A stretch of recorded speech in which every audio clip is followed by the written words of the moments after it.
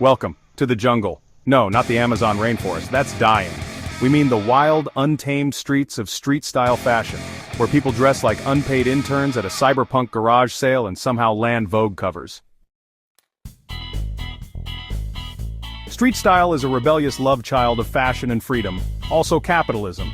It's where couture meets corner store, and I woke up like this means 3 stylists and a lighting team were involved. Okay, this look is so raw, like authentic. Top $700, pants thrifted but reworked by a micro designer in Berlin. Shoes limited edition collab between a rapper and an NFT brand. Soul missing. Street style didn't start on TikTok. It started with skaters, punks, hip-hop culture, and youth who weren't trying to trend.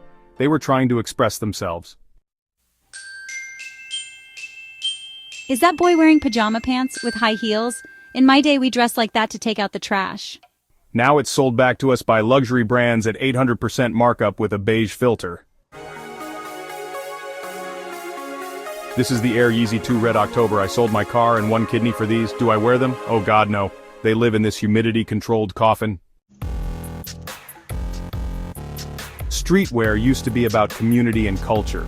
Now it's limited drops, bots, resellers, and fights outside Supreme stores.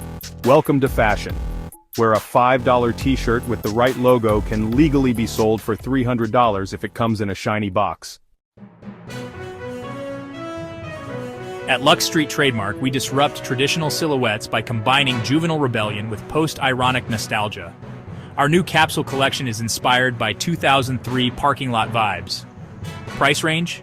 $450 to $1,200. It's aspirational grunge. Translation: we found a kid in Brooklyn, copied his look, removed all color, and sold it to hedge fund interns. The beauty of street style is its effortless chaos, but the irony? It's never effortless. I layered 4 jackets to show emotional depth, and this necklace? It's just my grandma's house key. It means vulnerability. Meanwhile, real streetwear kids are out here just trying to keep warm, not go viral. Here's what to actually know about street-style fashion. It's rooted in personal expression, not profit. It blurs lines between high and low fashion. It's shaped by subcultures, not trend forecasts. And yes, it's been gentrified harder than your old neighborhood. My style is called Urban Void. It's just me in the shadows. Street style in 2025 is less about the street and more about the algorithm. You wear a traffic cone on your head? Boom, fashion. You forget pants? Avant-garde. You dress normally? Blocked.